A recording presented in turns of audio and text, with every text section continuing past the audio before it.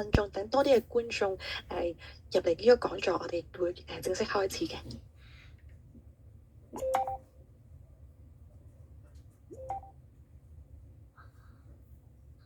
各位來臨參與香港中文大學同步啟航實驗室舉辦嘅兒童學習能力發展系列第3節講座，都再次提醒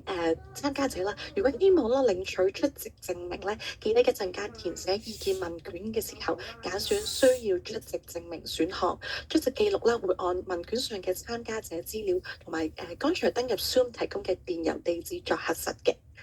今日咧，我哋嘅流程咧，第一部分啦，我哋十分榮幸邀請到英國格拉斯哥大學黃宇嘉博士作分享。黃博士啦嘅研究聚焦語言及語文學習，並致力推動有效嘅語言教學與課程設計。今日咧，黃博士啦會同我哋探討為何中文學習應以識字為起點，亦會介紹識字樂教材嘅設計理念同埋應用策略。好，或者我哋正式開始今日嘅活動啦。我都見到一定數量嘅觀眾都入咗嚟啦。如果呢一陣啦，就住黃博士嘅分享啦，有任何嘅提問啦，歡迎留待分享完畢後你嘅問答環節發問。觀眾咧可以喺下方咧嘅問與答位置以文字輸入問題或者舉手標示，之後工作人員會邀請參加者開咪發言嘅。而第2部分咧係關於介紹本團隊開發嘅 AceKids 網上測試平台同計劃資料。第2部分呢，我哋邀請到本計劃嘅首席項目研究員 Professor Urs Maurer 以英語去到簡單去介紹計劃嘅背景。接住咧，顏博士咧會以廣東話去介紹網上測試平台同埋計劃資料嘅。好，我哋正式開始今日嘅活動。我哋十分榮幸邀請到黃宇嘉博士啦，為我哋作分享。黃博士咧亦係本項研究項目嘅聯合首席研究員之一。有請黃博士。Hello， 各位好，我係黃宇嘉。咁就多謝 Queenie 嘅介紹啦。咁或者我哋而家就先除咗我哋嘅講座先，其實一個好簡短嘅介紹，有關識字嘅一啲嘅做法，同埋一啲教材嘅介紹咁樣嘅。咁就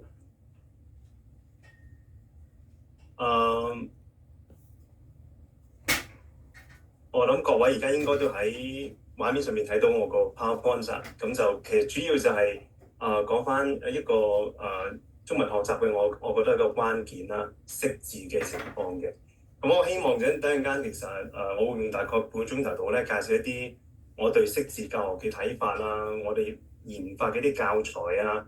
去同大家討論嘅。咁就希望喺接住嘅15分鐘咧，就可以同大家有啲深入啲嘅探討咁樣啦。好啦，咁首先講下點樣識字，我會覺得咁重要啦。咁其實識字嘅重要性，我相信，因為我知道其實今次會有我哋學校嘅中文老師啦，亦都有家長啦。咁我諗對於老師嚟講，其實識字對於中文嚟講係一個重要嘅關口，係大家都明白嘅。咁如果我哋睇翻傳統嘅教學，其實喺所謂傳統就係以往行之已久嘅時間啦，識字本身佔據咗一個好重要嘅地位啊。由以往我哋講嘅傳統語文教育，三字經、百家姓，其實強調嘅就係識字。咁大家都明白中文嘅其中一個難點咧，就係漢字嘅複雜性。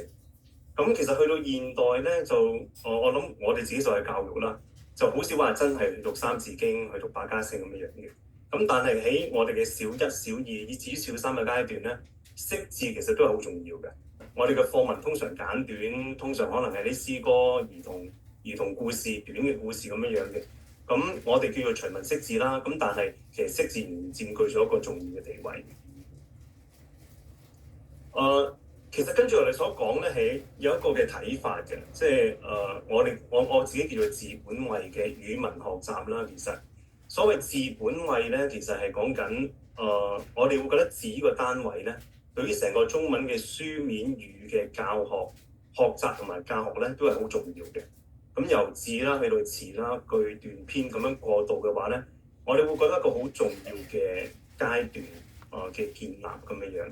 而喺入邊咧，其實背後有個嘅原則，有個諗法嘅，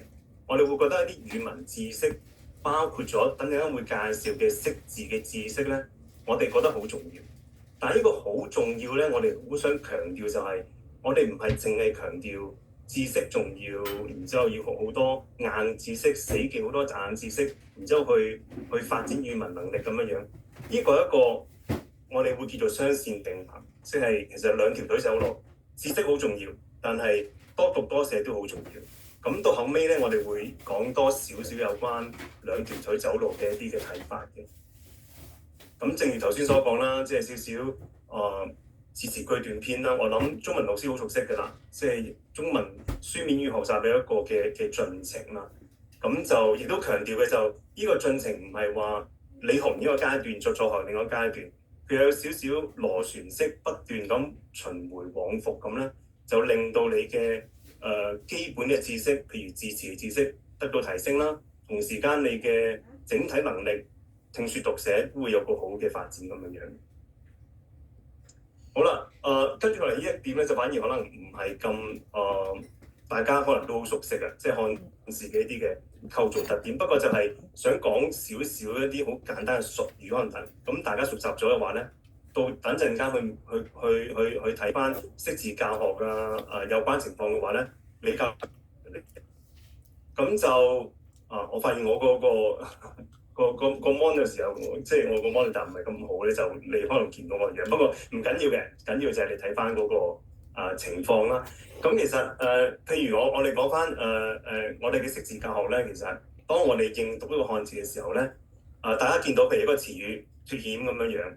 咁其實有幾樣嘢發生緊嘅。我哋話有幾樣嘅語言覺察能力 （metalinguistic awareness） 喺度發生緊作用嘅。咁包括咗就係你知道個字形啦，你明白個字形嗰個情況啦。喺中文嚟講，一般個字形嘅結構咧就係有個形符加個聲符嘅形聲字啦。咁而形符同聲符本身咧有啲意義嘅情況嘅就係佢會同語數有關係嘅。語數簡單嚟講咧就係一個詞語所組成嘅字義，而喺中文嚟講就好簡單嘅，因為我哋係形音義一體咧。每個字咧，基本上有一個特定嘅字義，一個單一嘅意思嘅。咁譬如脫同埋險呢兩個呢個詞語入邊嘅兩個字咧，分別有兩個意思啦。脫可能係解脫，險就係危險。脫險嘅意思就係將呢兩個字嘅字義咧合埋一齊，咁就係一個嘅合成嘅複合嘅詞語咁樣樣。咁同時間其實咧都同語音有啲關係嘅。你會知道脫險呢個字係點樣發音咧？你都要見到我標示咗個廣東話拼音出嚟。其實我哋會明白脫險兩個字咧係相對應於呢個語音上面嘅情況嘅。咁其實喺成個情況，你望一望我哋呢個漢字嘅特點嘅話咧，我哋最複雜嘅單位咧，形音二三者咧，其實係發生喺字形嗰一度嘅。咁而呢一度咧，亦都係形成咗所謂漢字嘅漢字關嘅問題。點解成個中文嘅語文發展會咁重視識字咧？由傳統以嚟一直到我哋而家都好重視咧。咁就係因為漢字本身嘅複雜性，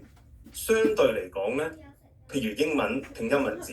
佢哋嘅字形相對嚟講簡單嘅，但係佢哋嗰個音同形之間嘅關係咧就變得好複雜，或者需要個小朋友個學習者本身對個聲音嘅覺察同埋字形嘅關係咧，要有好深厚嘅認識，佢先能夠個好嘅閱讀能力嘅發展咁樣樣。咁呢個係唔同語文唔同嘅特徵、唔同嘅特點，帶俾我哋學習同教學上面嘅唔同嘅挑戰。咁呢個係希望大家去明白嘅。好啦，咁講翻漢字本身其實字形嚟講就我哋話有幾個唔同嘅層次啦。最簡單層次就係一個完整嘅字啦，一個中一個怪。其實漢字嚟講咧，無論就認讀同教學咧，有個基本上嘅意思就係組成一個漢字嘅結構嘅單位咁樣樣，咁個咁樣嘅理解啦。譬如個中字上中下三，一個係聲符，一個係形符。個怪字咁就有個形旁，亦都有個呢個唔好話聲旁啦，咁但係係一個組成嘅部分啦。咁另外就係組成部件就係唔同嘅筆畫咁樣樣嘅。咁我哋話3個層次咧，就對於我哋嘅學習同埋教學都好有關係嘅。好啦，咁啊真係講到識字教學法啦，咁就其實呢個教學法咧就係有幾樣，我覺得大家可以去諗下，或者大家等我哋等陣間可以討論嘅。咁其中一個好重要嘅諗法就係我哋叫部件識字法啦。頭先講過啦，喺成個嘅漢字結構嚟講，一個好重要嘅層次單位咧就係個部件，因為部件係漢字組成一個原則或者一個重要嘅單位嘅。咁如果我哋能夠講得明呢個組成嘅單位同埋佢哋組成嘅原則嘅話咧，咁對於學習者嚟講係比較理想好多嘅。意思就係好多人會話漢字就係個圖畫，漢字就係一個畫咁樣咁。其實漢字本身唔係畫嚟嘅，譬如快樂個樂字，佢唔係畫嚟嘅，佢唔係將一個快樂嘅笑臉呈現出嚟嘅，佢係一個有部件結構而成嘅一個嘅字形單位嚟嘅。咁譬如下邊有個木啦，上邊有一個咁嘅可能讀唔出聲嘅一個咁嘅部件，而呢個部件本身可以再分拆成為中間有個好似白，好似唔係等於嘅，等於係白呢個咁嘅字形咁樣啦。咁其實我哋嘅目標就係部件識字法，其實就係令到學生能夠分拆一個整字成為有意義嘅部件咧，等佢哋能夠學習得容易啲嘅。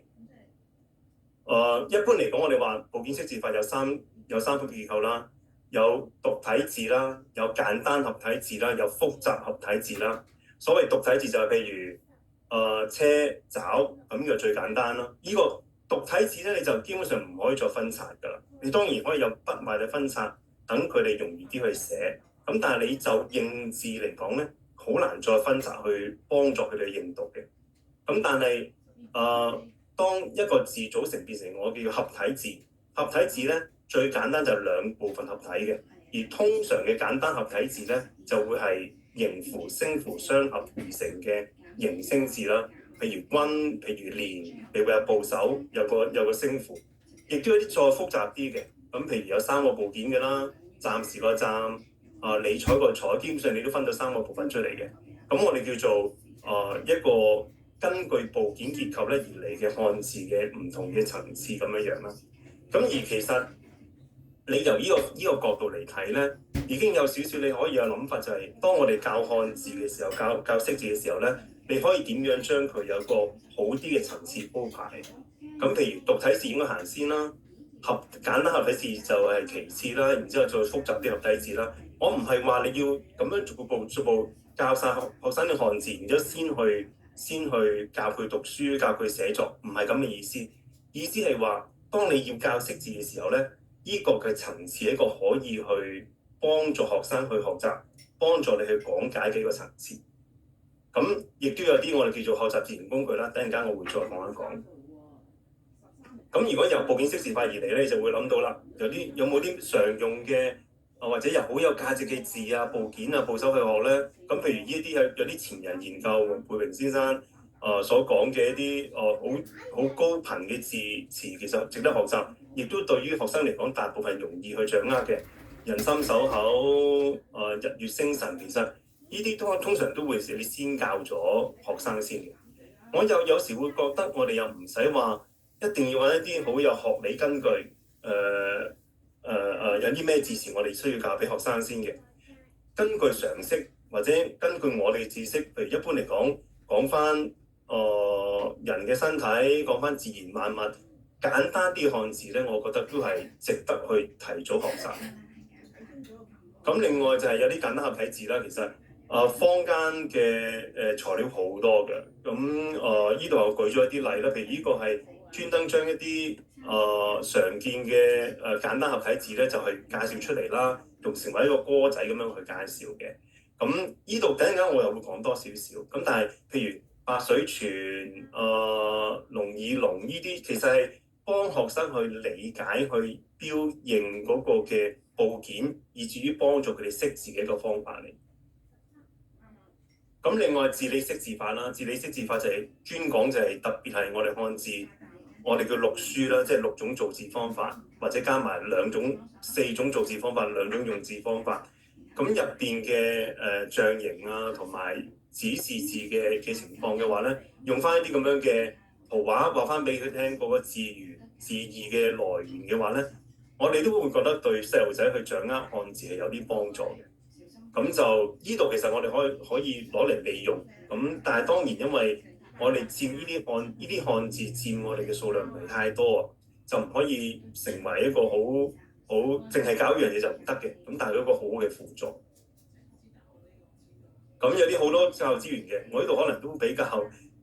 舊咗少少㗎啦，講兒童系列，另外一啲教育局派嘅漢字書寫學習軟件，可能老師都有好多嘅。就我所見咧，而家無論喺網上或者係坊間都再多咗好多嘅識字嘅材料啊，或者識字嘅教材，我覺得其實都可以攞嚟利用嘅。咁另外一個好緊要嘅方法就係韻語識字啦，特別對小朋友嚟講。咁韻語識字其實係利用咗漢字一個好大特點嘅，我哋形音義一體，單音節字咧，其實要成為一首歌仔、一首韻文咧，其實好容易嘅。而韻文一般嚟講有個好處就係容易上口、容易記憶。於是乎咧，其實好多識字書，包括咗頭先我提到個傳統語文教學所用嘅百家姓啊、千字文啊、三字經啊，其實個概念其實都係韻文識字嚟嘅，即係佢將佢結合成一首朗朗上口嘅歌仔咧，其實對於小朋友嚟講係易認好多嘅。呢個係其中一個啦，係都有啲時間嘅，即係香港人所做嘅一個嘅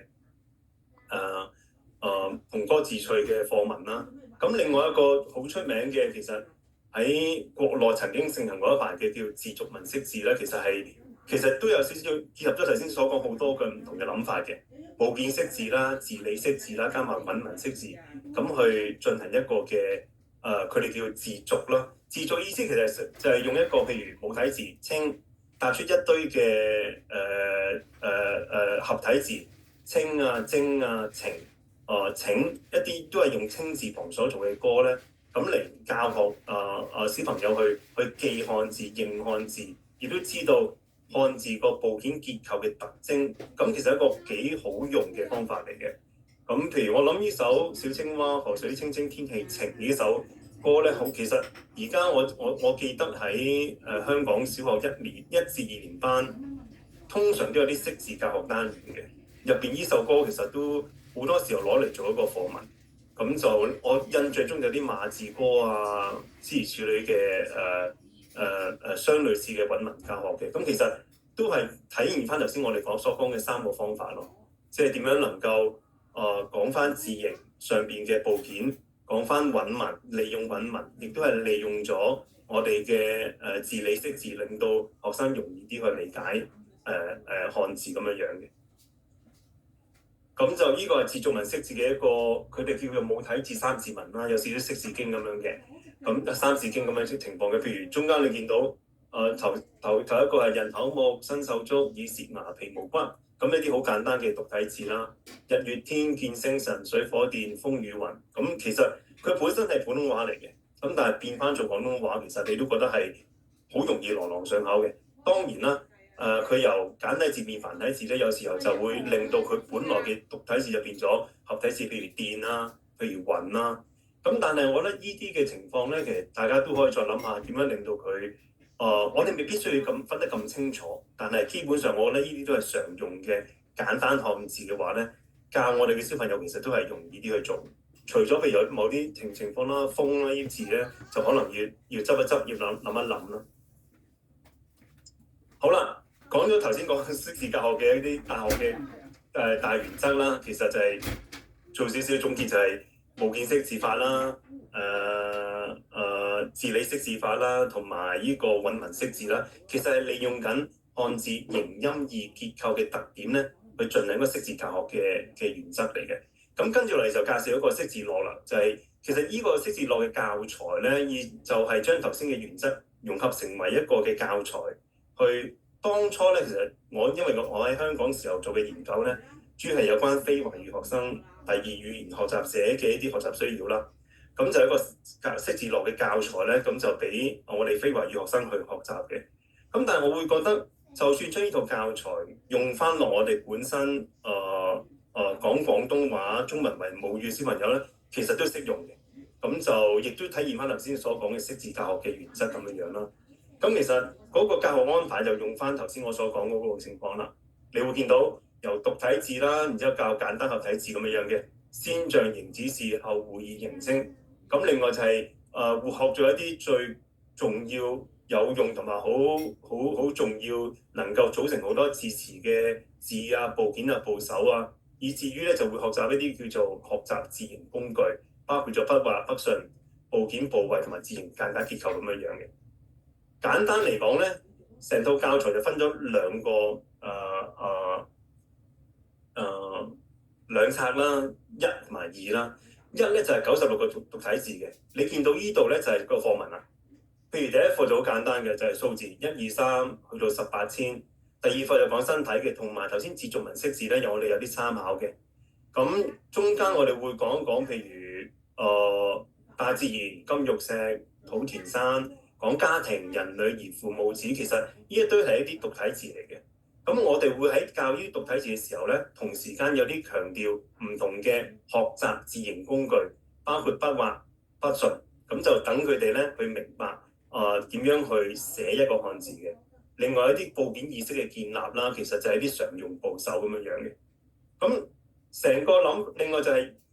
識字樂二啦，識字樂二就係開始有44個合體字啦。我哋就係有首歌咁樣嘅，譬如第一首填心詩、音心意、心情心情情一啲咁樣嘅情況啦。咁就係用翻一啲咁嘅簡單合體字咧，令到我哋可以有一個容易啲去知道嘅情況咁樣樣嘅。咁課文嚟講就44個合體字啦，其實有11課嘅。咁嚟到呢度就開始有啲學習字形工具咧，就係講翻字形間隔結構嘅問題啦。等陣間會講多少少嘅。咁正如我所講啦，其實成套識字樂嘅教材咧，咁其實主要嚟講就係透過韻文去進行，就去結構等小朋友咧容易啲嘅記憶嘅。你會見到人、女兒、父母子、兄弟妹、我、你、他，其實基本上我哋希望能夠做到押韻啦。咁亦都有少少主題分類嘅。咁就利用咗聲音同埋意義兩方面咧，等學生、或者小朋友啦，能夠容易啲去記憶啦。咁教學上面都會容易啲嘅。咁另外就係部件識字法啦，我哋好強調提高字形覺察力，等佢哋能夠寫得好啲，亦都能夠增加到個部件意識咁樣樣。正如頭先所講啦，我會覺得學習字形工具都係重要嘅，特別筆畫筆順。根據我嘅教學經驗嚟講咧，筆畫筆順對於一個小朋友認字佢未必好重要，但係對於一個小朋友寫字咧就好重要。咁所以就算寫字嚟講，我都會覺得教筆畫筆順係有咁嘅需要嘅，或者係有咁嘅幫助嘅。咁我哋會借住教獨體字咧，就會教埋筆畫同埋筆順呢啲重要嘅學習字形工具啦，咁樣樣。咁我哋會有好多遊戲，亦都好多練習俾學生做嘅。你會見到而家其實有啲我哋有啲製成啲短片咧，去俾同學運用嘅。其實我應該喺度講一講呢一套嘅識字樂1同埋2教材咧。我以前嘅 research assistant Rainbow Chan 咧，幫手去將佢擺咗上網嘅。咁就成個嘅教材等陣間會俾條 link 大家嘅，係免費大家攞去用嘅。咁等陣間大家會有條 link，然之後會去到去個教材嗰度啦。咁就所有呢啲嘅，譬如個內容啊、練習啊，同埋甚至乎一啲咁樣嘅動畫短片咧，大家都可以，如果有興趣或者覺得有用嘅話，可以攞嚟參考。係啦。咁另外我哋都會利用字理字源識字啦。咁其實有時候係用翻一啲坊間教材咧去做翻呢啲嘢嘅。而實質嚟講，頭先我所講咯，我唔敢肯定現龍系列仲係咪可以取用咁樣樣。咁但係亦都係一個好好幫手做到嘅教漢字嘅字形結構啊，等學生去理解翻其實漢字嘅演變嘅話咧，其實我哋教育經驗話俾我哋聽咧，對學生學習係有幫助。咁去到識字樂2啦，開始教簡單合體字咧，我哋會覺得就係一個時候咧，去推出一啲所謂間隔結構啦。簡單結構就係有時候漢字就有唔同部件組成，但係佢哋個大小等嗰個 proportion 咧就可以唔同嘅。咁所以上下左右啊，咁我哋有唔同嘅一啲規矩俾學生去參考啦。咁其實呢一啲嘅工具咧就取自於一套教育局好耐都，我諗可能差唔多20-30年前出嘅叫讀寫樂嘅一套嘅教材，但係我覺得入邊嗰啲嘅材料都仍然好好用嘅，即係好能夠幫助到一啲有需要學生咧去學習漢字嘅結構咁樣樣。咁我哋亦都有好多練習咧，其實呢啲練習咧又唔係好難做嘅，特別而家有 AI 咧，我相信家長啊、老師啊，你要做唔係好難嘅。咁但係佢係一啲諗法啦。咁如果大家覺得有參考價值嘅話咧，都可以攞嚟去參考啊，去做下咁樣樣嘅。咁譬如呢個咯，一個好簡單嘅工具就係等佢哋可以試下去結合唔同嘅字詞唔同嘅部件去組成一個唔同嘅字啦，咁樣。咁就其實會有啲引申嘅，由部首去引出字，再由字咧，其實你譬如都見到由滿去到滿足，活去到活動，洋去到海洋，咁就係再由部首去到字去到詞，以至於咧就係甚至乎盡量用翻相類似嘅詞語咧去做一篇小文章啦，咁樣樣。咁呢度有少少就係我哋希望能夠由字過渡到詞，詞過渡到去句，然之後去到篇咁樣樣嘅。咁我哋會覺得有好處，但係係咪一定要完全遵守呢個咁樣嘅呢個咁樣嘅規律咁樣去做咧？又唔係必須嘅。咁但係能夠做得到嘅，咁就一個好處啦。而呢啲嘅情況咧，其實而家坊間或者教科書都有唔少相類似嘅素材㗎。我覺得大家都可以攞嚟去參考下嘅。咁有啲遊戲啦，咁呢度我唔播放啦。咁因為都要用啲時間。咁就但係大家第時如果能夠有機會去或者有興趣去睇嗰個跟住落嚟俾大家嗰個嘅 link 嘅話咧，就會見到有好多咁樣嘅情況嘅。第三課。好啦，呢度就係嗰個識字樂1、2嘅教材嗰個嘅網站啦。咁就我知道阿 Queenie 一陣可能會幫手喺個 chat box 嗰度咧，就將個 link 擺出嚟啊。咁大家如果有興趣，你可以去睇嘅。完全免費嘅，唔使錢嘅。不過就係要登記先可以入到去咯。咁就好簡單登記功夫嚟嘅。咁如果大家有興趣，咁就可以將利用個 link 去睇一睇我哋嗰個教材啦。用亦都冇問題嘅。咁就可能 credit 翻啦。咁就完全冇問題，因為其實套教材當初都係由香港嘅語常會去資助進行一個研究計劃咧出嚟嘅材料嚟嘅。好啦，差唔多啦，嚟到呢度有少少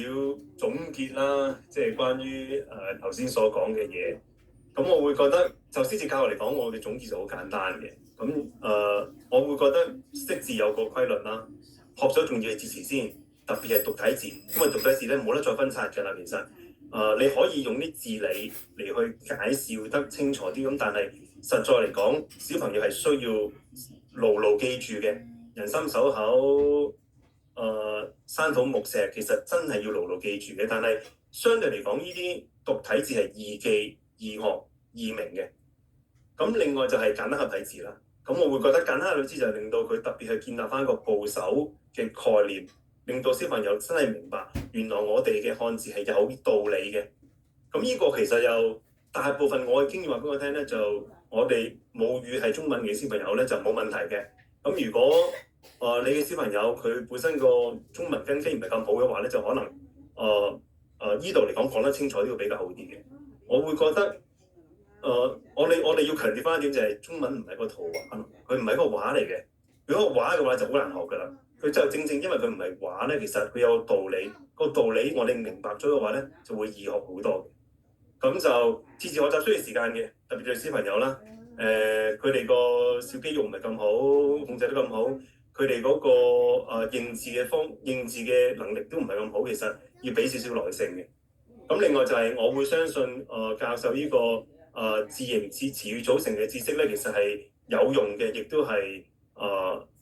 有用嘅知識嚟嘅。特別係常見部首、筆畫不順啊、漢字簡介結構，對於寫字嚟講係好重要嘅。而研究話俾我哋聽咧，寫字係對學生嘅認字好有幫助嘅。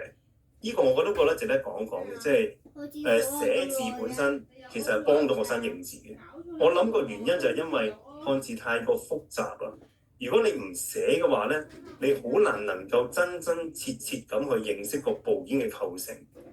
咁所以我會好贊成一啲學習字形工具嘅學習咯，譬如筆畫不順啊、簡介結構。但係我想強調就係呢一啲嘅知識唔應該變成死知識嘅，佢唔係攞嚟俾我哋去考佢哋邊個筆畫係第幾畫，邊個筆順係點樣做，反而係佢應該係好實用嘅，佢係幫到佢哋去認字、去寫字咧，呢個先係最緊要。咁另外就係抄寫，我成日都覺得 copying 係有用嘅，抄寫係有用嘅。咁但係有用嘅意思並唔係表示要我哋學生去寫好多次啦，寫好多次漢字話第一佢哋好辛苦，第二就係寫得太多嘅話咧會好討厭嘅，好反感嘅。咁如果令到學生反感，令到小朋友反感嘅話咧，咁就係最唔好嘅啦。其實，咁我會覺得唔使寫得多，要寫。其實每次寫咧係重質不重量嘅，佢要眼到手到心到啦，佢真係明白佢每一次寫嘅漢字咧。係會幫助到學習嘅話咧，呢個先係最緊要。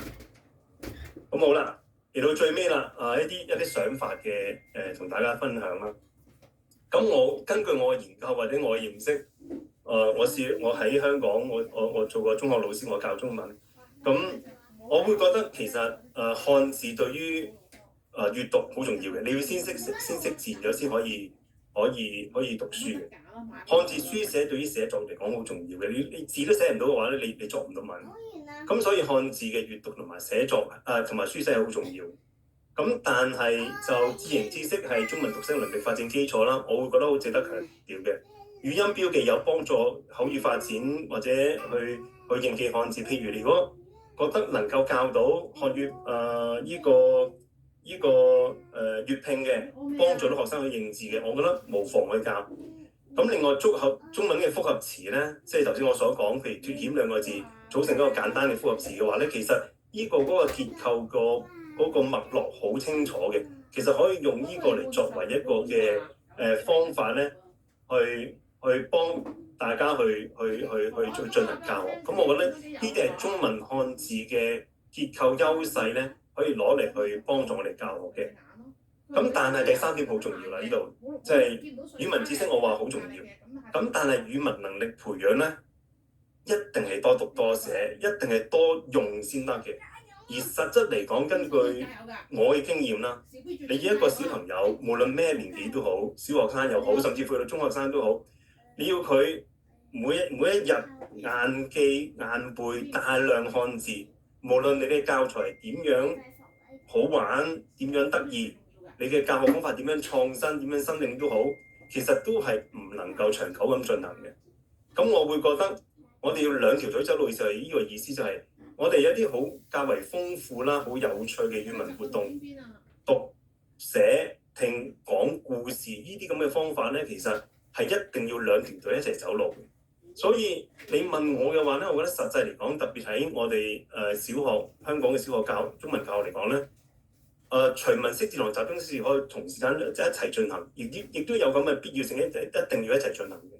咁就我覺得呢個好重要嘅一個提醒咯，即係我哋唔好話因為我哋先識咗3000常用字，我哋先嚟讀書咯，咁係冇可能嘅事嚟。對於小朋友唔好，對於我哋教學嚟講都唔係一個好嘅情況嚟。咁另外最尾嘅提醒就係，我會覺得漢字關係真係有關係。咁大水喉啦，嘥水啊！喺世界咁多種語言文字嚟講，我諗漢字好特別啦，即係我哋嘅字好特別啦。佢有優勢，但係佢同時間亦都有一個難點嚟嘅。我諗作為我哋無論係老師或者家長一個好重要嘅提醒就係，我哋究竟可以點樣去幫學生克服呢個難關？無論係靠集中識字或者係隨文識字。另一方面，我哋亦都有啲方法去繞過呢個難關，譬如去讀一啲故仔俾我哋學生聽，俾我哋嘅小朋友聽，或者等我哋嘅小朋友、我哋學生去講一啲故仔，同啲字有啲關係嘅。咁其實都係一個好重要嘅方法。咁呢度就係我嘅一啲嘅諗法啦。今日我嘅分享就喺呢度啦。咁就好啦，咁就感謝黃博士寶貴嘅分享。就如果觀眾咧就住頭先黃博士嘅分享咧有任何嘅提問咧，可以喺下方嘅問與答位置以文字輸入問題或者舉手標示。之後咧我哋就邀請參加者去開咪發言嘅。好，我睇下個問與答 chat box 先。好，我哋收到觀眾嘅問題嘅，係咪講話以詞語為例，光亮當分拆配其他詞語出現，如亮晶晶，就認不出係光定亮，點算？以詞語為例，我望望啦。當分拆其他詞語出現，如亮晶晶。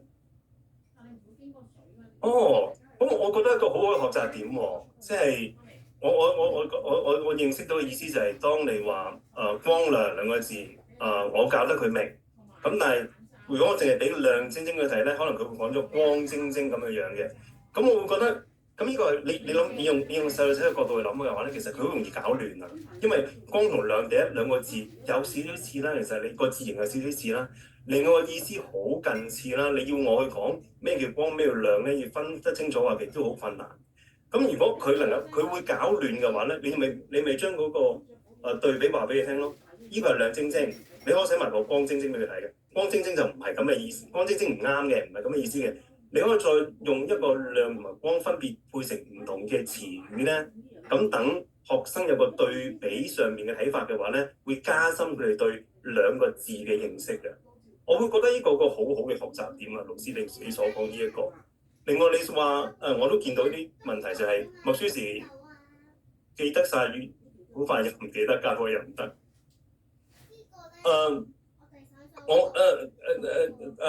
依位老師所講嘅情況，我覺得好常見啊。即係無論係我作為我試過同小學老師一齊去處理一啲小一小二嘅教學啦，其實記字記得唔牢固係好常見嘅，而實質嚟講又係啦。我會覺得又係企翻落佢哋嘅立場嚟諗咧，一個6歲7歲小朋友細蚊仔咧，你要佢記好多詞語，其實佢哋好容易唔記得啊。咁係好值得原諒嘅，但係另一方面就係我哋真係俾啲